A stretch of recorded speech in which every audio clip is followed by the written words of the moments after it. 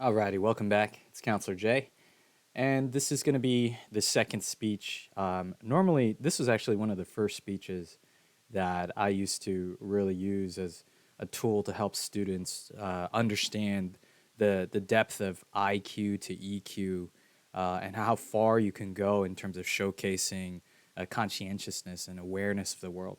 Uh, One of my all-time favorites, Neil deGrasse Tyson. Those of you guys don't know, this is kind of like the physics guy, the public head of physics and astronomy. I loved his book. I think it was called Astrophysics for People in a Hurry. I remember picking it up at the airport, and it was a fantastic read, so highly support it. We're going to take a look at this first clip here. It's called The Most Astounding Fact. Let's jump into it. About the universe. What is the most astounding fact you can share with us about the universe? The most astounding fact The most astounding fact. is the knowledge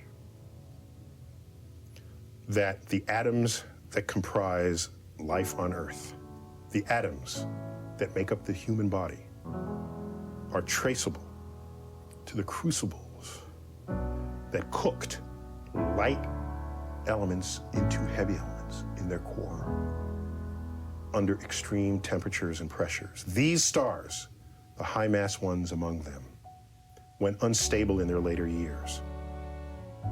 They collapsed and then exploded, scattering their enriched guts across the galaxy. Guts made of carbon, nitrogen, oxygen,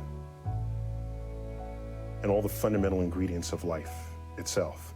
These ingredients become part of gas clouds that condense, collapse, form the next generation of solar systems, stars with orbiting planets. And those planets now have the ingredients for life itself. So that when I look up at the night sky, and I know that, yes, we are part of this universe, we are in this universe, but perhaps more important than both of those facts is that the universe is in us. Juxtaposition right there. Anyways, I wanted to kind of keep it going. That first set is really about showing IQ. I'd caution students not to make it too much about telling what they know, but he did it in a way that was beautifully narrated. It's not really common knowledge, I'd say, the cycle of the cosmos and what he's discussing in the first half here. It kind of feels like a TED Talk. You know how if you've ever watched a TED Talk and you felt really good after you watched it, you felt very full, intellectually satisfied, gratified.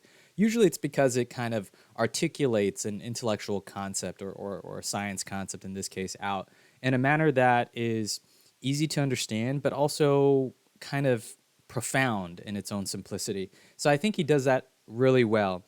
But then he's going to have to connect that to himself and to some EQ. So let's see how he pulls it off. He starts off with a juxtaposition here. Let's see. When I reflect on that fact, I look up. Many people feel small because they're small and the universe is big, but I feel big because my atoms came from those stars. There's a level of connectivity. That's really what you want in life. You want to feel connected. You want to feel relevant. You want to feel like you're a participant in the goings-on of activities and events around you. That's precisely what we are, just by being alive. All right. So he goes into the first EQ. Many people feel small because the universe is big and they're small, but I feel big. That juxtaposition right there is so important. It's such a powerful concept when you're writing a personal narrative. I want you to think about it.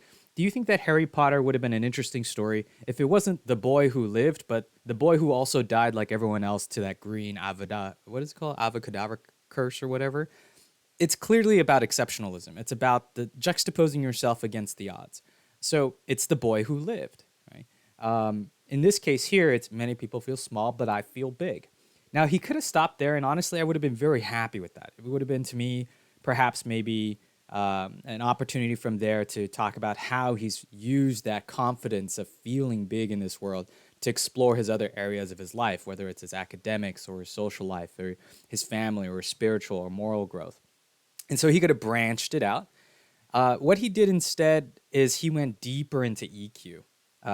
which I thought was really powerful. I don't think a lot of high school students can showcase this level of EQ thought. But he goes further by saying, at the end of the day, what do we all want? We want to feel connected. And that's precisely what you are just by knowing that this knowledge is real, that this knowledge exists for us to understand. I think that extra level of EQ is what makes me feel like this student is much more mature, much more positive, much more optimistic, much more conscious. And that's really what I think is missing from 60, 70, 80% of the students I work with that are just pumpers. They're just chads on paper. They're getting 4.8 GPAs, 4.0 unweighted. They're getting 1600 on the SAT score. But when it comes to kind of poking and prodding at their minds, their conscientiousness, their EQ level, they often fall short. So if you found that this was really motivating to you, inspiring to you, just a quick recap, what did he do that was really good about it? He found a way to narrate a concept, a deeper, I guess a bit more of a specialized notion in his field of interest. And then he personalized it. He talked about the EQ element using a juxtaposition. Many people feel small when they see the universe, but knowing that what I know about how we're made up of stardust and seeing that the stardust is in us, I feel big. On the other hand, I think it's about taking that one extra step further to realize that sense of connectivity and community, the social IQ, the community intelligence. But yeah, I hope you guys enjoyed this. This was one of my all-time, if not my all-time favorite speech. I love to share this with students, and I wish every student was given a chance to understand, just listen to it for one, but more importantly, from there to understand why it was so compelling. But yeah, hope you guys enjoyed.